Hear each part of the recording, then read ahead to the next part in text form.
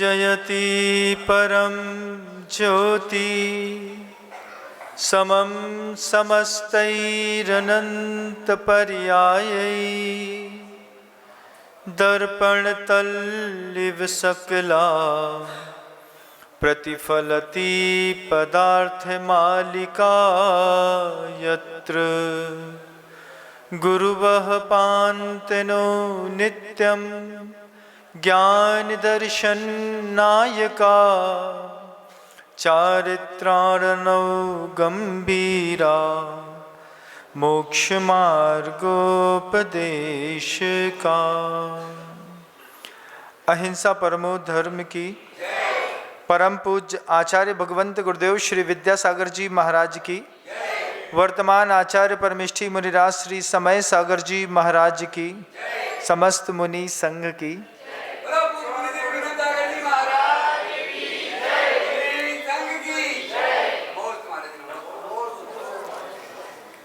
जबलपुर की बात है, गुरुदेव मढ़िया जी में विराजमान थे। लगातार जबलपुर की जनता गुरुदेव के दर्शनार्थ आती, खूब भीड़ होती थी।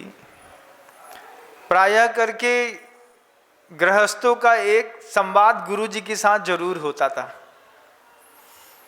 गृहस्थ जब कभी भी आते, आचार्य श्री जी से निवेदन करके कहते, महाराज आशीर्वाद दो, हम कमाते खूब हैं, खूब मेहनत करते हैं, लेकिन पैसा टिकता नहीं है। ये ऐसा ग्लोबल एपिडेमिक है जिसमें हर आदमी ये बात कहता है, महाराज जी हमारा लड़का सुबह 9 बजे से लेकर के रात को 10 बजे तक लगा रहता है, हम कमाते खूब हैं, लेकिन पता नहीं क्या होता है, पैसा घर में टिकता ही नहीं है महाराज। ये शब्द गुरु जी ने हजारों बार सुने होंगे लोगों के मुख से। एक दिन जब इसी तरीके से कोई प्रतिष्ठित व्यक्ति आकर के गुरु जी से बोले कि गुरुदेव आशीर्वाद दो, पिछले 2 साल से देख रहे हैं कि मेहनत बहुत करते हैं, खूब पैसा कमाते हैं, लेकिन लास्ट में जब साल की बैलेंस शीट देखते हैं तो कुछ नहीं निकलता, हाथ में कुछ बचता नहीं है, कुछ आशीर्वाद दो कि टिक जाए। आचार्य श्री जी ने इस प्रश्न का उत्तर बड़ा लाजवाब दिया। गुरु जी बोलते हैं, आप तो समझदार हैं। हाँ महाराज, आप मुझे बताओ कि पैसा नहीं टिकता है तो कितना दर्द होता है। महाराज सुबह से लेकर शाम तक मेहनत करते हैं, धंधा करते हैं, व्यवसाय करते हैं, शरीर खपाते हैं। उन्होंने अपनी यहाँ की टी शर्ट ऐसे उठा करके दिखाई थोड़ी सी, तो अंदर का जो भाग था देह का वो बिल्कुल चमचमाता सोने के जैसा सफ़ेद, और ये पूरा पोर्शन जो है बिल्कुल काला। तो बोले ये तो बहुत अंतर हो गया। बोले ये अंतर ही तो बता रहा है कि हम कितनी मेहनत करते हैं, कि हमारी पूरी चमड़ी काली पड़ गई, ब्लैक डायमंड हो गए। फिर उस पर भी गुरुदेव ने मुस्कुरा करके कहा, जीवन का विकास का सूत्र दिया गुरुवर ने। आचार्य भगवंत कहते हैं, सिंघई जी पैसा नहीं टिकता है, इस बात का दर्द होता है ना? हाँ महाराज होता है। ज्ञान नहीं टिकता है, इस बात का कभी दर्द हुआ क्या? हमारा कभी किसी ने नहीं कहा महाराज आशीर्वाद दो, ज्ञान नहीं टिकता, महाराज आशीर्वाद दो, भावना नहीं टिकती। 1 घंटे उद्बोधन में सुनी और सुन करके कब डिसॉल्व हो गई पता नहीं चला। आचार्य भगवंत ने वो बात कही कि महाराज जी सोचो, पूरे दुनिया के गृहस्थ एक बात जरूर कहते हैं कि महाराज आशीर्वाद दो, पैसा नहीं टिकता, लेकिन कोई ये नहीं कहता कि आशीर्वाद दो, ज्ञान नहीं टिकता। कोई ये नहीं कहता कि आशीर्वाद दो, भावना नहीं टिकती। कोई ये नहीं कहता कि आशीर्वाद दो महाराज, हमारी अंदर की शक्ति टिकती नहीं है, ऊर्जा टिकती नहीं है।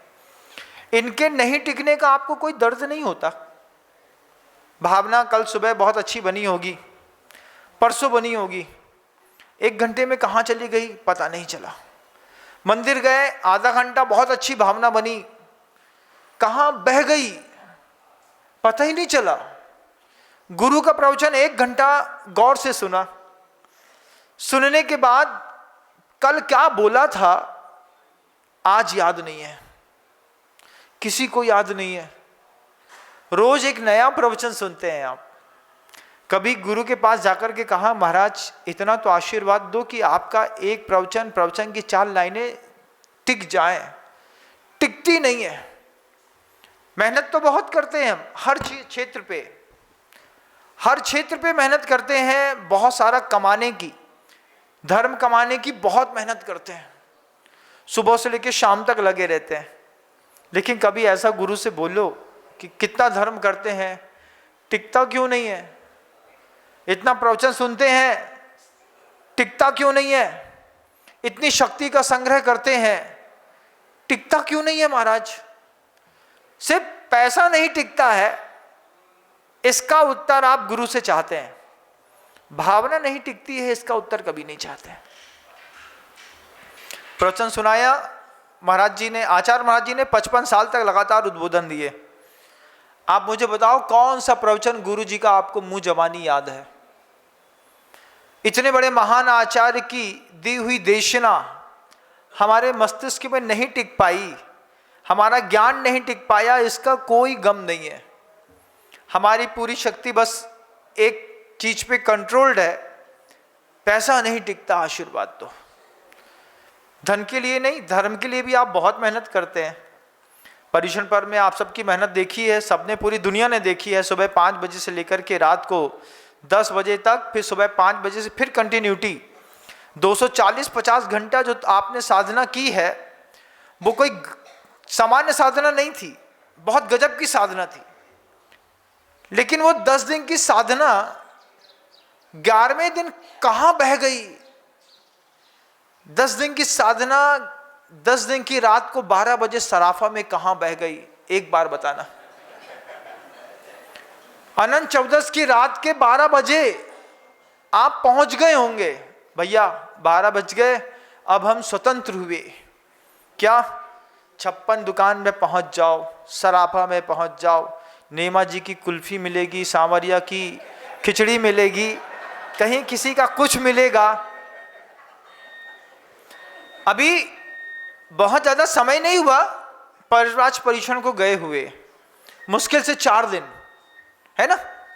लेकिन 4 दिन के जो संस्कार, 4 दिन पहले के 10 दिन के जो संस्कार थे, उन संस्कारों में कभी अपने आप से पूछो कि मेरी 10 दिन की साधना महाराज दूसरे दिन 11वें दिन की सुबह होते साथ ही जहां आप पूजा की थाली उठाते थे, दष्टम जिनेन्द्र भवनम भवताप हारी कहते थे, 16 पूछते थे, पत्नी से बोलते थे हमारे कपड़े धो दिए कि नहीं, पानी उबाल दिया कि नहीं, प्रतिक्रमण याद रहता था, ध्यान याद रहता था, सामायिक याद रहती थी, शुद्ध भोजन, अंतराय याद रहता था। कहाँ चला गया महाराज? कभी नहीं पूछा ना अपन ने। क्यों? क्योंकि हम वो जो क्रिया करते रहे लगातार, उस लगातार होने वाली क्रिया को कभी हमने ऐसा प्रॉपर ट्रीटमेंट नहीं दिया कि जिससे परिव्राज पर्युषण हमारे जीवन में हमेशा के लिए टिक जाता। अभी 100 घंटा नहीं हुआ है। कितना?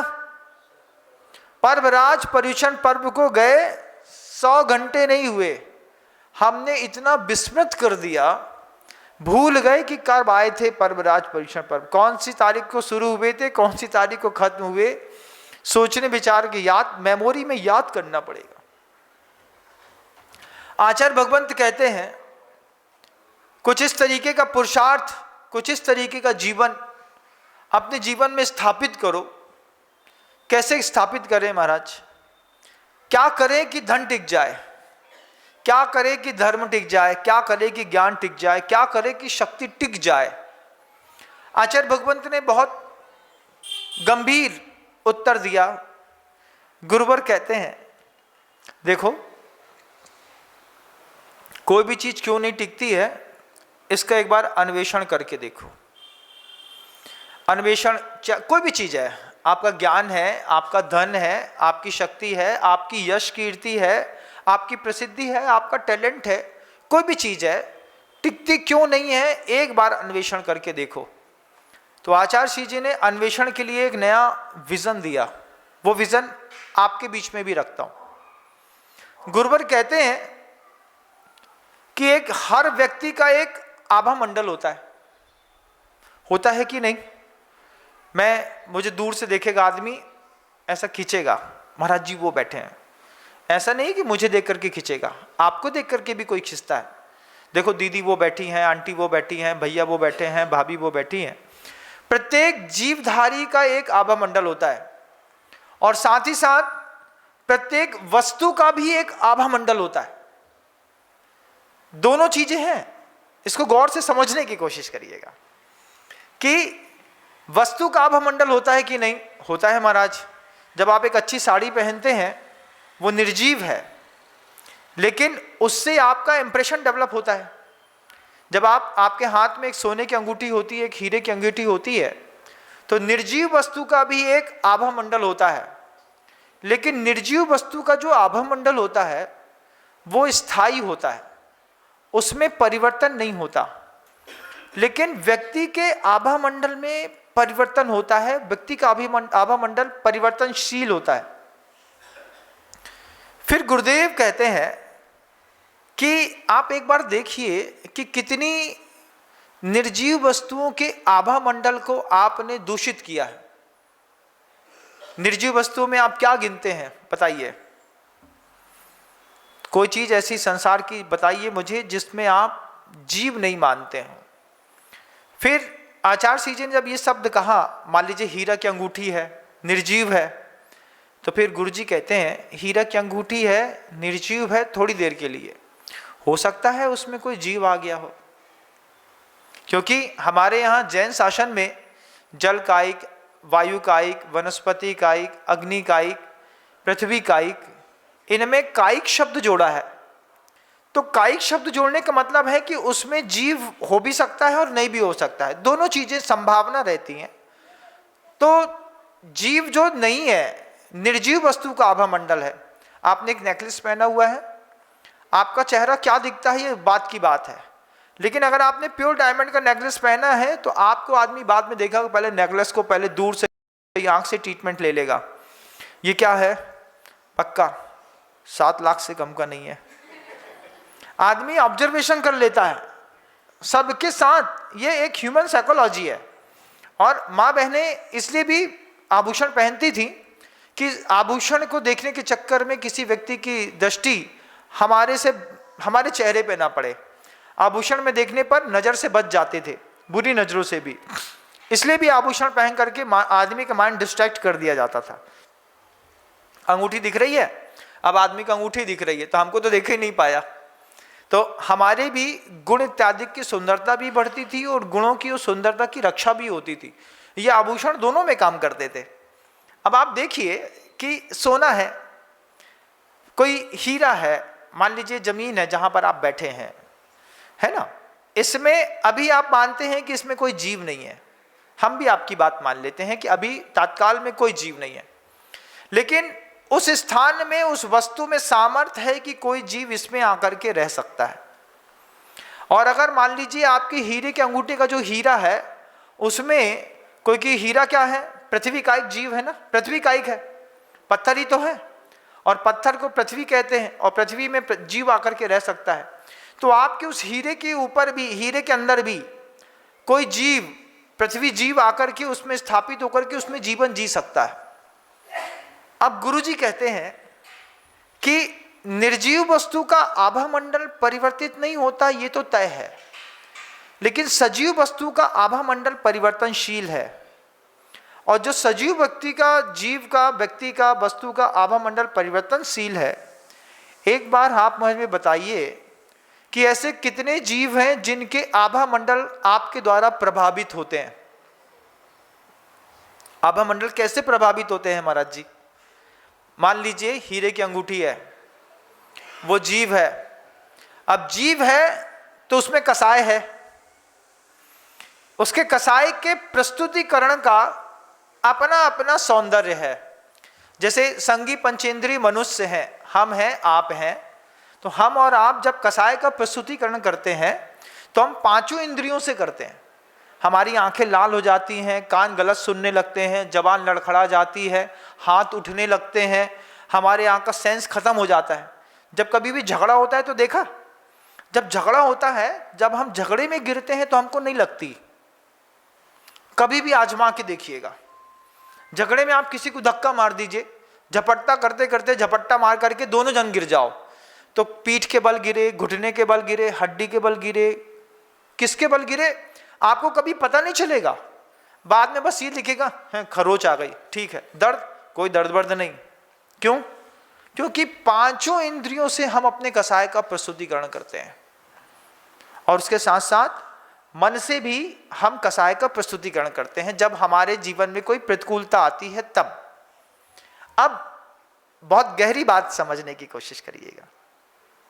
हीरे की एक अंगूठी है, हीरे की एक अंगूठी में जब आपने खरीदी थी वो निर्जीव थी, लेकिन बाद में आकर के जीव उसमें रहने लगा। अब जीव उसमें आकर के रहने लगा और हमने हीरे की अंगूठी को ऐसे उठा करके फेंक दिया, या फिर उसका दुरुपयोग किया, या फिर उसको कसा, रगड़ा, खूब छीला, तो उसके हीरे में पृथ्वी कायिक में क्या है? बोले एक स्पर्शन इंद्री तो है ना उसके पास, है ना। अब अगर मान लो हीरे की अंगूठी में कोई जीव आकर के रहने लगा है, तो वो अपनी कसाय का प्रस्तुतिकरण स्पर्शन इंद्री के माध्यम से करता है, क्योंकि उसके पास दूसरी इंद्री नहीं है। लेकिन एक इंद्री के माध्यम से वो अपनी कसाय का प्रस्तुतिकरण करेगा। कब? जब आप उसका ऑरा खराब करेंगे। हम उसका ऑरा कैसे खराब करेंगे? तो आचार्यों ने इसको अनर्थ दंड व्रत के रूप में लिखा है, अपध्यान कहा है। इस चीज को गंभीरता से देखिएगा कि आप कहते हैं ना हमारे पास पैसा नहीं टिकता है, ज्ञान नहीं टिकता है, ऊर्जा नहीं टिकती है, शक्ति नहीं टिकती है, हमारा यश नहीं टिकता है, कीर्ति नहीं टिकती है। तो वो क्यों नहीं टिकती है? इसका कारण है कि हम जब चला करके किसी भी जीव का ऑरा या आभा मंडल खराब करते हैं। गौर करिएगा, मान लीजिए पानी आ रहा है, आपने पंप चालू किया, आपके मोटर से नीचे से बोरिंग से पानी ऊपर आ रहा है, आपको ऊपर भरना था, कोई बात नहीं थी, लेकिन आपने फालतू में पाइप हाथ में लेकर के, हाथ में ऐसे दबा करके, फोर्स मार करके घंटों पूरा पानी धो रहे हैं, या फिर नदी में बैठ करके और पानी को छप छप छप छप छप छप कर रहे हैं, देखिए। या फिर जमीन में लगातार हाथ में कुदाली रखी थी, कुछ नहीं तो कुदाली से जमीन खोदने लगे। अब वो कुदाली से जमीन खुद रही है, तो जमीन में रहने वाला जो जीव है उसके ऑरे में आपके कारण फर्क पड़ रहा है, और उसकी वाइब्रेशन के कारण आपकी लाइफ में फर्क पड़ रहा है। उसकी भी बैड वाइब्रेशन निकल रही है, क्योंकि उसके पास दो चीजें हैं। उसके पास एक स्पर्शन इंद्री है, उसके पास श्वासोच्छ्वास है, उसके पास आयु है, और उसके पास काय बल है। अब हमने किसी की काया के बल को दूषित किया, तो उस कारण हमारी काया का बल भी परिणाम स्वरूप वाइब्रेशन के कारण दूषित होता है। तात्कालिक समय में हमको आनंद आता है, किस बात का? देखा क्या मजा आ रहा है। अब शावर चालू कर दिया, शावर चालू किया और आप उससे बढ़िया रिलैक्स होकर के नहा रहे हैं, लेकिन हो सकता है उस नहाते वक्त में जो अनछने पानी में जीव थे, उन जीवों को आपके कारण इतना संक्लेश हुआ। वो पानी अभी टंकी में थे, रिलैक्स मोड में थे, लेकिन वो जीव जब नाली में बह गए, अनछना पानी, नाली में बहने पर जब उसी जीव को स्पर्शन इंद्री है, उसके पास श्वासोच्छ्वास है, उसके पास आयु है, उसके पास एक बल है, ये जो चार बल हैं, जब ये नाली के गंदे पानी में गए तो जाने पर उनको जो संक्लेश परिणाम हुआ, उसका निमित्त कौन बना? आप बने क्या? बने। अगर आप उसमें निमित्त बने तो फिर जैसे आपने उनका ऑरा खराब किया, ऐसे ही उन जीवात्माओं की भावनाओं से आपके घर का परिणाम बिगड़ना शुरू हुआ। हमारे सर्वज्ञ के शासन में इतनी व्यवहारिकता थी कि हमको समान गृहस्थों को सिखाया, देखो व्यर्थ में किसी से बुराई नहीं लेना, व्यर्थ में किसी की बद्दुआ नहीं लेना। पानी है, जीव है, तो घर में सिखाया, घर के अंदर देखता था मैं, माँ बहनों के जो पहनने के वस्त्र होते थे, मम्मी अपनी साड़ी जो है ना बाल्टी में फंसा देती थी। साड़ी बाल्टी में फंसाती थी, डब्बा भर पानी उसी में छाना, एक बाल्टी पानी छाना और एक बाल्टी पानी छान करके उसी का उपयोग कर लिया। हम पूछते थे तुम्हारी साड़ी से तो पानी छनता ही नहीं है। बस ऐसे नहीं बोलते। कभी साड़ी के अलावा मोटा कपड़ा जो और पहनती थी वो उसने फंसा दिया बाल्टी में और उसी से पानी छाना और छान करके चाहे फिर टॉयलेट में यूज करना हो, चाहे वॉशरूम में जाना हो, नहाना हो, धोना हो, कपड़े धोना हो, लेकिन बाथरूम का पूरा पानी छन करके निकलता था। जब छन करके निकलता था उस वक्त तो छोटे से थे, दृश्य देखते रहते थे, छवि आंख में बसती रहती थी, लेकिन विज्ञान समझ में आता था कि इसके पीछे वो भावना है कि हमारे जीवन शैली के कारण किसी और का ऑरा खराब ना हो, किसी का जीवन खराब ना हो। इतनी गंभीरता के साथ माँ बहनें घर के अंदर व्यवहार करती थी। टेक्नोलॉजी बढ़ी तो हमने डायरेक्ट जेट का पंप टंकी में पहुंचाया, टंकी से सीधे गीजर में और गीजर से सीधे उनको उबाल करके यूज कर लिया।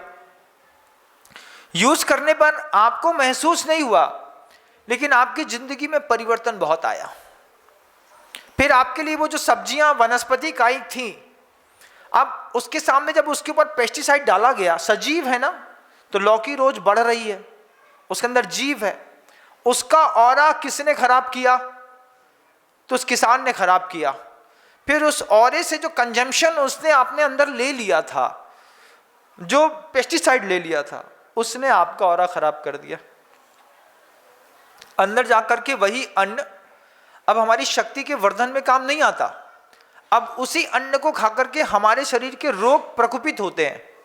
महाराज जी यहाँ पे दर्द हो रहा था, छाती में दर्द हो रहा है, बोन में टीबी हो गई है, यहाँ कैंसर हो गया है, मम्मी की दाढ़ निकल रही है, किसी का रूट कैनाल हो गया है, किसी की आंख का विजन खराब हो गया है। इसके पीछे क्या कारण क्या है? इसके पीछे कारण है कि हमने उन स्रोतों से, जिन स्रोतों से हमारा जीवन चलता है, वो दो प्रकार के स्रोत हैं, एक सजीव स्रोत है, एक निर्जीव स्रोत है। तो हमको इस बात को गौर करना पड़ेगा कि हम सजीव और निर्जीव स्रोतों से कहीं उनका आभा मंडल अपने जीवन के लिए खराब तो नहीं कर रहे हैं। अगर हम खराब करते हैं तो फिर धीरे से आप ये बात फिर आप बोलेंगे महाराज बहुत मेहनत करते हैं लेकिन पैसा नहीं बचता, पैसा कहाँ चला जाता है? पूछता है ना कोई व्यक्ति, कहाँ जा रहा पैसा? एक न एक आदमी घर में बीमार बना रहता है, एक न एक व्यक्ति कभी पुलिस थाने में चला जाता है, कभी झगड़े में चला जाता है। महाराज इतनी मेहनत करी, लेकिन इतनी मेहनत करने के बाद भी हाँ सिलाई शून्य। फिर घर के अंदर भी उस तरीके के वाइब्रेशन बनने लगते हैं। मान लीजिए आपकी क्रूर प्रवृत्ति हो गई है, तो क्रूर प्रवृत्ति होने के कारण घर का माहौल भी खराब होता है। आप हाइपर होते हैं तो थोड़ा सा आपकी वाइफ हाइपर होती है, लेकिन आपके हाइपर होने का जो तरीका था वो वाइस के साथ था। पति ने मुंह से तेज बोला, लेकिन पत्नी ने अपनी भावनात्मक शक्तियों से भोजन बनाते वक्त कषाय का प्रस्तुतिकरण किया और पूरी की पूरी कषाय अन्न में मिलकर के पति के पेट पे चली गई। बोल नहीं पा रहे हम तुमसे, बोलेंगे तो झगड़ा हो जाएगा, फिर हमारे माता पिता का अपमान होगा। लेकिन खाना बनाते वक्त वो कषाय का जो प्रस्तुतिकरण था वो स्पर्शन इंद्रिय के माध्यम से आटों में होकर के लपेट करके रोटी में पैक होकर के आपके मुंह में आ गया। आपने बोल करके उसको परेशान किया, उसने अपने स्पर्शन इंद्रिय की कषाय का प्रस्तुतिकरण सब्जी में, पानी में, दाल में, चाय में 4 घंटे तक वो महिला काम करती रही। गंभीरता से समझिएगा इस बात को, फिर इसका रिजल्ट दिखाता हूं। 4 घंटे तक वो आपकी किचकिच के बाद चौके में काम करती रही, आपके लिए खाना बनाती रही। स्पर्शन इंद्रिय का सहारा लेकर के जितने भी भोज्य पदार्थों को छुआ, उन सारे के सारे भोज्य पदार्थों में कषाय समाविष्ट होती रही। उस वाइब्रेशन के कारण आपने जब भोजन किया तो पता चला कि आपको टेस्टी तो अच्छा लगा, खा लिया, पेट भर लिया, सब कुछ हो गया। लेकिन आप देखिए कि उस छोटे से कषाय के प्रस्तुतिकरण के कारण पुरुष की आयु स्त्री की आयु से 15 साल घट गई। दुनिया में रिकॉर्डेड है, जितने कम विदुर मिलेंगे सबसे ज्यादा विधवाएं मिलेंगी। विधवा ज्यादा क्यों, विदुर कम क्यों? पति पहले क्यों मर गया? पूछो। हमारी आपकी उम्र में 6 महीने का अंतर था, तो मरने की उम्र में भी 4-6 महीने का अंतर होता तो ठीक था कि भैया हमारे एचबी गए, उसके बाद हमारा अंदर का एचबी डाउन हुआ और हम भी 2-3 महीने में निकल लिए। लेकिन आपके एचबी को गए, एचबी मतलब हाँ, और अंदर का एक एचबी और होता है, तो एचबी के जाने के बाद अंदर का एचबी डाउन हुआ, 6 महीने में हम निकल लिए तो चलो मानेंगे तेरा मेरा प्यार अमर। लेकिन एक को निकले कितने साल हो गए, उनको तो 27 साल हो गए, एक को 15 हो गए, एक को 10 हो गए, एक को 6 हो गए, 8 हो गए। तो फिर पूछता है कोई व्यक्ति कि तुमने कितनी कषाय भोजन में मिला करके खिलाई कि तुम्हारी भोजन की मिलाई हुई कषाय से पति की उम्र खत्म हो गई। इसको आप डिनाई नहीं करिएगा, इसको आप समझिएगा कि हम घर के अंदर कभी भी विवाद जो है सुबह नहीं करेंगे, शाम के वक्त नहीं करेंगे। पांचों इंद्रियों से क्रोध, पांचों इंद्रियों से मान, पांचों इंद्रियों से माया, पांचों इंद्रियों से लोभ कषाय का प्रस्तुतिकरण संगी पंचेंद्री जीव करता है। अगर आपके घर की महिला को आपने सुबह सुबह पजल्ट किया है, चिल्लाया है, डांटा है, तेज बोला है, झापड़ मार दिया है, ये सारे डोमेस्टिक वायलेंस आपने अपनी वाइफ के साथ सुबह किए हैं अगर, और उसने पूरी वाइफ्स को मिला करके, क्योंकि आप बहुत बड़े घर के लोग हैं, मान लीजिए पत्नी मिडिल क्लास से आई या छोटे घर से आई और बड़े घर में आ गई, तो पत्नी को जीवन भर दब के रहना पड़ता है ना, भैया अभी थोड़ी सी बात में हमारे माता पिता के ऊपर कोई बात आ जाएगी और पीछे तो कोई ठौर है नहीं, क्योंकि वहां जाने से कोई मतलब नहीं है, रहना यहीं पर है, तो वो आपकी वाइफ्स को कैच करती है। लेकिन कभी आप सोचिए कि वो जो वाइफ्स को कैच करती है, उस कैच हुई वाइफ्स का वो यूज कहां पर करती है? कभी सोचा? मैंने अपना फ्रस्ट्रेशन तुमको चिल्ला के निकाल दिया, तुमने अपना फ्रस्ट्रेशन कहां निकाला? तो महिला ने वो फ्रस्ट्रेशन पूरा खाना बनाते वक्त निकाला, खाना बनाते वक्त निकाला, पति को गरम गरम रोटी करके खिला दी, रोटी खा लो, मुंह उतरा है, परस भी रहे हैं, सब्जी दे भी रहे हैं, रोटी खा लो, हमने खा भी ली, पता चला खा करके निकले, रास्ते में थोड़ी सी धूप निकली, एक नारियल पानी पिया और यहां से एक हिचकी आई, क्या हुआ? कक्का की छाती में दर्द हो गया है। दर्द कैसे हो गया? तुमने कछु कही थी का? हमने तो एक शब्द नहीं बोलो, बेचिल्लात रहे, हम तो चुपचाप खाना बना के खिलाओ चले गए। देखो भाई, हमारी बहू ने तो एक शब्द नहीं बोलो के बाद भी हमारा मोड़ा ऊपर चलो गो। कैसे चला गया? पता किया कभी? इस विज्ञान को समझिए, थोड़ा अपने जीवन का व्यवहार सुधारिए, और व्यवहार को सुधार करके जीवन को समृद्ध करके सिर्फ ये मत कहिए कि हमारे यहाँ का पैसा चला गया। जो भी चीज क्षय हो रही है, वो क्षय होती हुई चीज को हम बचाएंगे कैसे? क्योंकि आपने वस्तु का ऑरा खराब किया। एक कप चाय दी, गलत बन गई तो आपने उठाकर के दीवार में मार दी। आप इतने रईस हैं कि आपको पता है कि घर का नौकर है, दीवार साफ कर देगा, कप नहीं आ जाएगी, कटलरी लेने हम शाम को चले जाएंगे, नहीं लेकर के चले आएंगे, सब हो जाएगा। आप गुस्सा करके गए, लेकिन आपने एक निर्जीव वस्तु का ऑरा खराब किया है। और अगर उसमें जीव आ गया है तो जीव का जो ऑरा होता है वो परिवर्तनशील होता है, इसको समझिएगा। ऊर्जा और जीवत्व, जब दोनों चीजें, मतलब एक वस्तु, एक मैटर और एक जीव मिलते हैं, तो जीव अपने ऑरे से वस्तु की, अपनी शक्ति का ऑरा भी बदलता रहता है। इसका परिणाम कोई महाराज जी एग्जाम्पल देखिए। जब आप पैदा हुए थे, छोटे से थे, कितने गोरे और सॉफ्ट दिखाई देते थे। धीरे धीरे धीरे धीरे धीरे धीरे जैसे आप बड़े होते गए, बड़े होते होते जैसे जैसे आप ज़्यादा क्रोध करते गए, ज़्यादा कसाई करते गए, धीरे धीरे आपके चेहरे का पूरा कलर डल होता चला गया। और जितनी तेज कसाई करने वाले लोग होते गए, पूरी शाइनिंग खत्म होती चली गई। आज कोई आपको 6-8 साल बाद देखे तो ऐसा बोलते, अरे अंजना तुम कितनी बदल गई, तुम क्या थी क्या दिखने लगी? तो तुम नहीं बदल गई, तुमको तुम्हारी कसाई ने तुम्हारा पूरा चेहरा बदल दिया। ये नहीं है कि हमारी फिजिक जो है उम्र के कारण बदल रही है, हमारी फिजिक उम्र के कारण कम और हमारी कसाई के कारण ज्यादा बदल रही है। इस बात को गंभीरता से समझिएगा, ये जैन शासन है।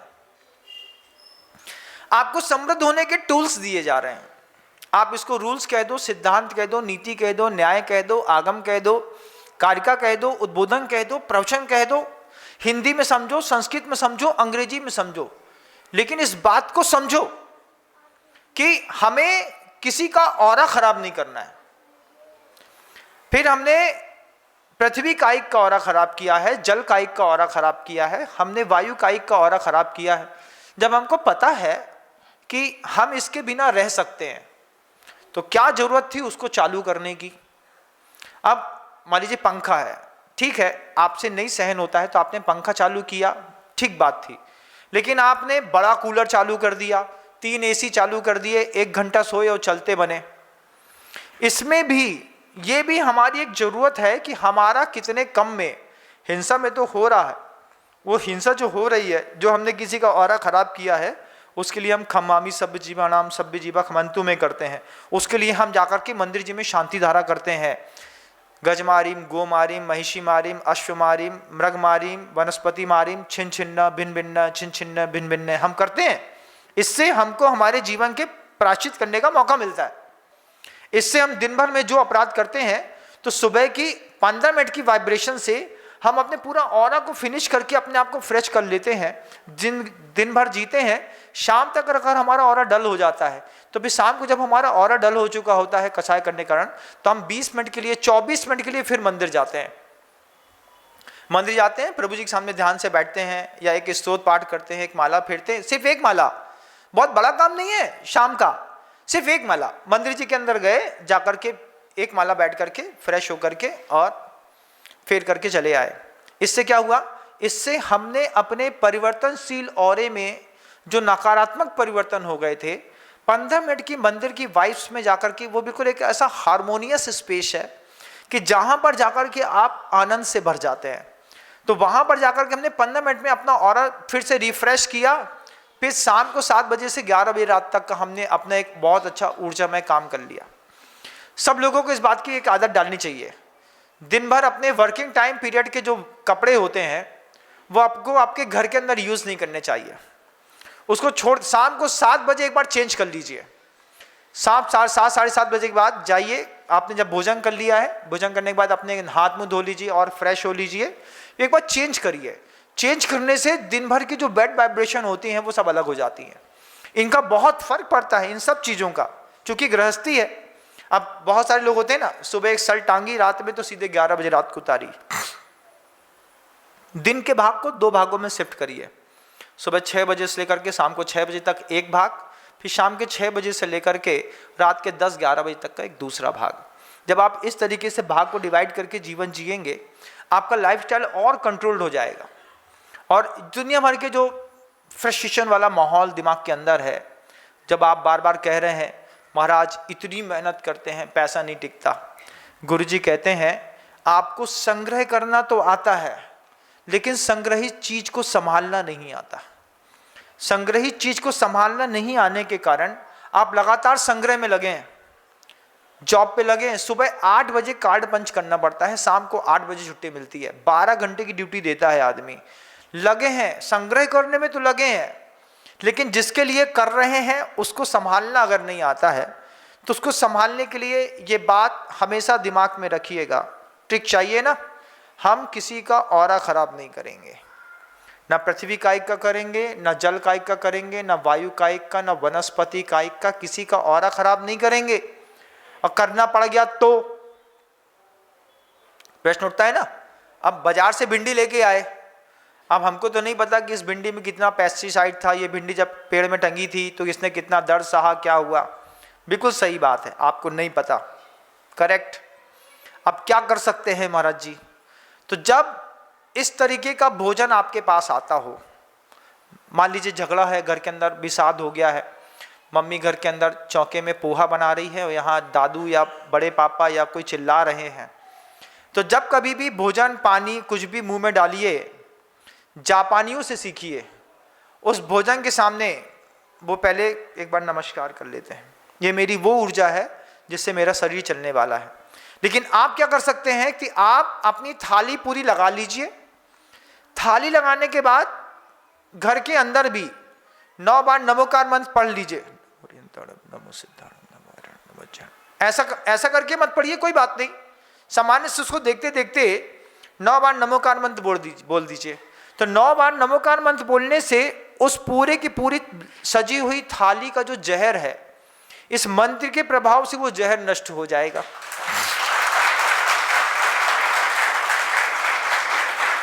अब जैसे ही आपने मंत्र के प्रभाव से अपनी थाली का, अपने पानी का, मार्केट में समोसा भी खा रहे हैं तो नहीं खाना चाहिए, लेकिन मान लीजिए अगर खा रहे हैं तो आप देखो, मैं सिर्फ वो चीज देता हूं जिससे मुझे लगता है कि जिन सत्संग का कोई भी सेवक लंबी आयु नहीं पूर्ण आयु जी करके जाए, तो मुझे चिंता होती है।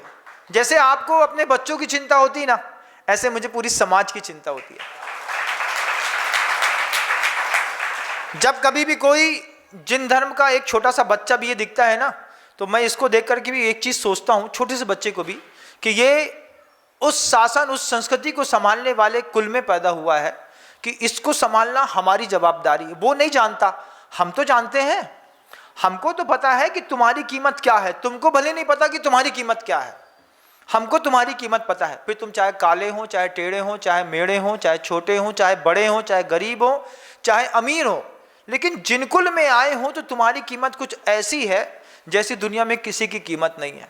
फिर कोशिश रहती है कि आज नहीं तो कल, हो सकता है तुम आज नहीं तो कल की देशना से संभल जाओगे। तो हर बच्चे के ऊपर उपकार करना पड़ता है, बड़ों के ऊपर करना पड़ता है, बतानी पड़ती है वो बात कि आप सुरक्षित हैं तो जिनायतन सुरक्षित है। न धर्मो धार्मिक बिना, कोई भी मंदिर, कोई भी भगवान, कोई भी शास्त्र, कोई भी गुरु धार्मिक व्यक्ति के बिना सुरक्षित नहीं है। तो धार्मिक व्यक्ति अपनी आयु से जी रहा है, आपकी आयु की रक्षा करना भी धर्म की रक्षा करना है। उसके रूल्स हैं। आप जब कभी भी कोई भी भोजन करते हैं, आप 9 बार नमोकार मंत्र खड़े खड़े, मान लीजिए आप किसी होटल में खा रहे हैं, आप किसी मैस में खा रहे हैं, या फिर आप किसी रिसेप्शन में भी खा रहे हैं, आपने थाली लगा ली ना, एक बार प्रॉपर अपनी पहले थाली लगा लीजिए।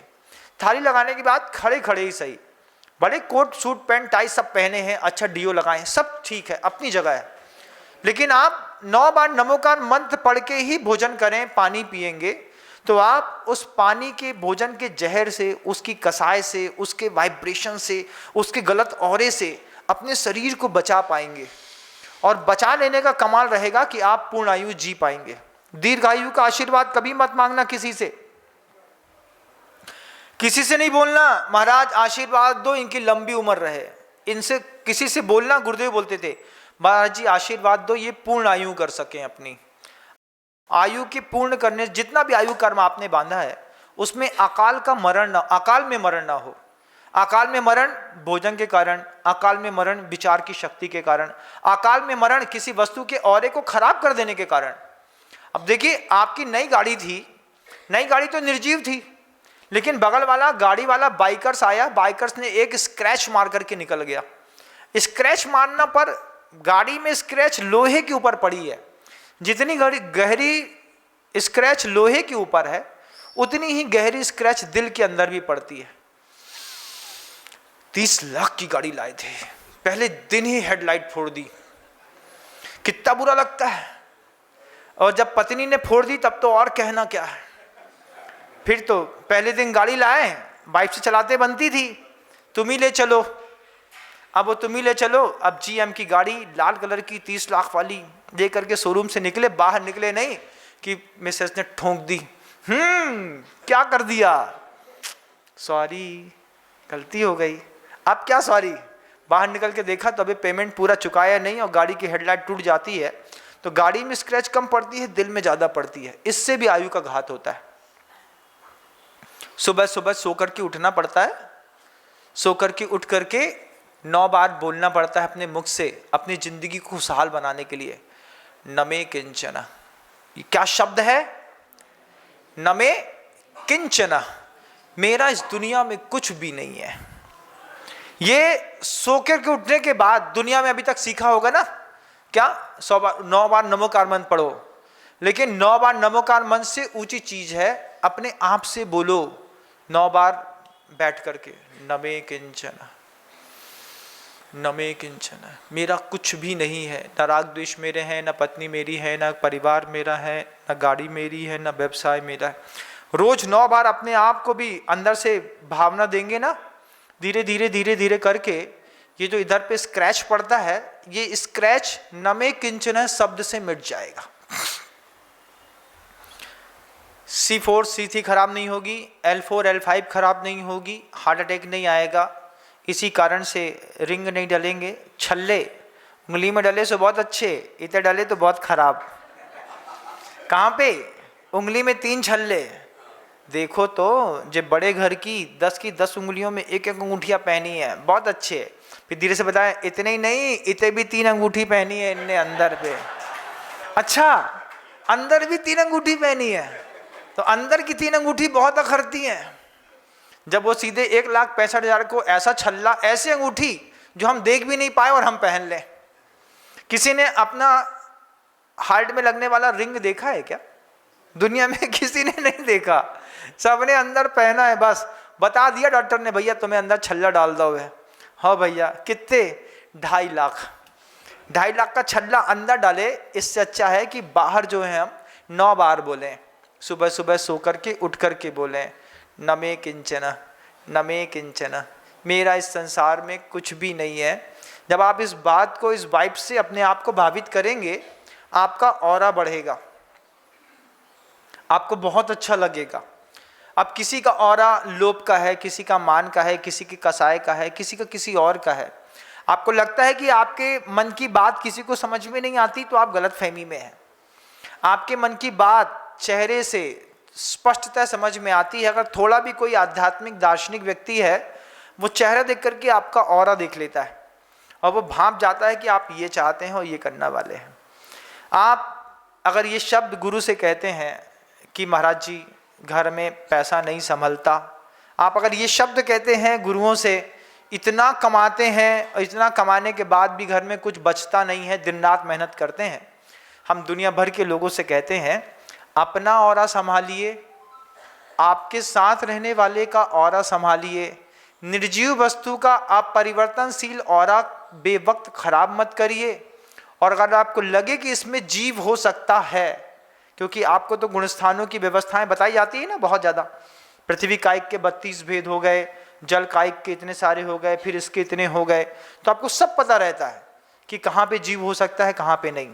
छोटा बहुत भी अगर सैद्धांतिक ग्रंथों को पढ़ लेते हैं तो उसमें हमको ये समझ में आ सकता है कि भले इसमें जीव अभी नहीं था, लेकिन इसमें जीव आ सकता है। ये डेस्क रखा है, माइक रखा है, ये दिखने में तो लोहा और प्लास्टिक हो सकता है, लेकिन इसमें भी जीव आकर के स्थान रख सकता है। तो हम क्या करेंगे, इसको उठा करके पटक के नहीं रखेंगे, धीरे से रखेंगे। बाल्टी है तो लात मार के खिसकाएंगे नहीं, उठा के दर देंगे। क्या समझे? अब घर के अंदर की वो जो स्टूल रहती है, तो जिनकी ऊर्जा का प्रवाह जो होता है वो नाभि से नीचे का सक्रिय रहता है। इस बात को भी बहुत अच्छे से समझिएगा। जब हम इंग्लिश का 8 लिखते हैं, है ना, इंग्लिश का 8 लिखते हैं, तो आप लिख के देखिए कहाँ से लिखते हैं, कैसे लिखते हैं।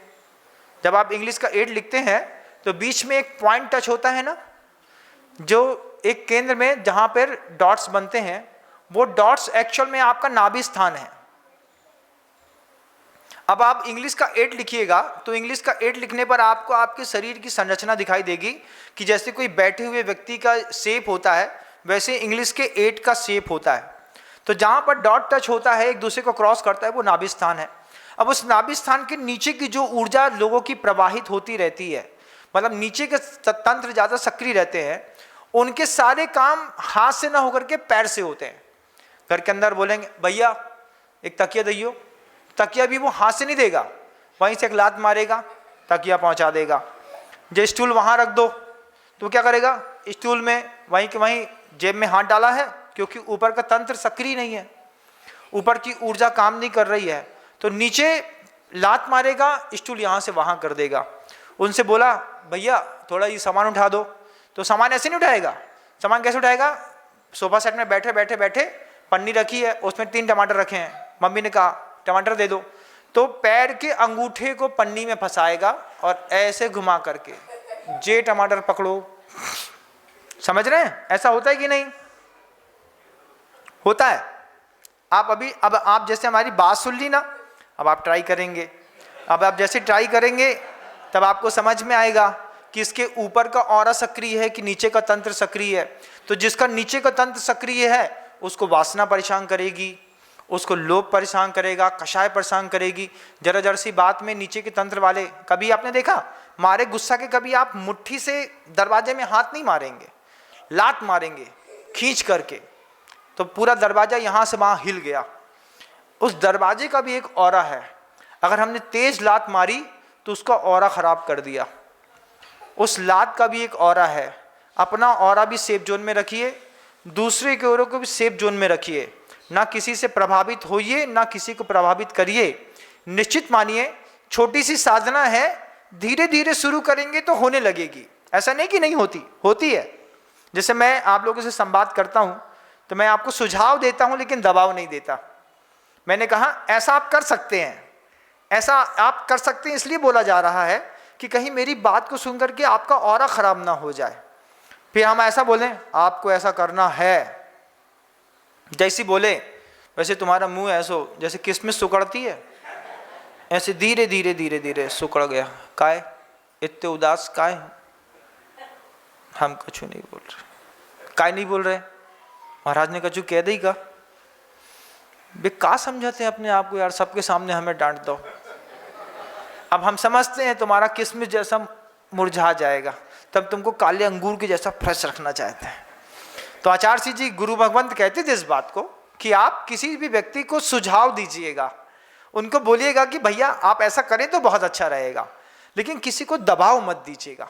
अगर आपने किसी को दबाव दिया तो निश्चित वो पहले सुधरेगा तो बाद में पहले अपना ऑरा खराब करेगा, उसका खराब करेगा, वो अपना खराब करेगा, फिर वो आपका खराब करेगा, तो संक्लेश बढ़ता चला जाएगा।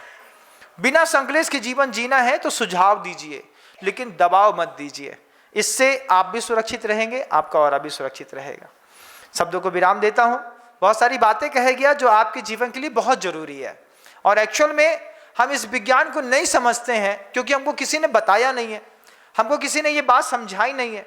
अब जैसे प्रैक्टिकली मैंने बोला कि ऐसा होता है, तो आप देखेंगे कि आप कितने लोग सिर्फ पैर का यूज करके घर के 40% काम करते हैं, 60% तक काम कई लोग सिर्फ पैर को यूज करके करते हैं। वो वहीं से कर लेंगे, दरवाजा खोलेंगे पैर से खोल लेंगे, एक धक्का मारेंगे दरवाजा बंद हो जाएगा, कहीं कुछ करेंगे तो पैर से करेंगे। कुछ लोग तो ऐसे नवाब होते हैं, बिस्तर में लेटे रहते हैं, लेटे लेटे पैर के अंगूठे से टीवी चालू कर देते हैं, गच उंगली से कर दो भैया, तो पिताजी बोलते हैं जे नवाब पैर से टीवी चालू कर, देख खींच के। जैसे खींच के पड़ी तो रोने लगे तो मम्मी का ऑरा खराब, मम्मी का ऑरा खराब तो तुम्हारी रोटी का ऑरा खराब, फिर तुम्हारी जिंदगी का ऑरा खराब। पूरा सर्कल है। इस सर्कल में सेफ रहिए और दूसरे को सेफ रखिए। शब्द को विराम देता हूं। गुरुदेव श्री विद्यासागर जी महाराज। जा वाणी के ज्ञान से सूझे लोकालोक, सो वाणी मस्तक नमो सदा देथों दो। हे जिनवाणी भारती तो हे जपो दिन रैन, जो तेरी शरणा गहे सो पावे सुख।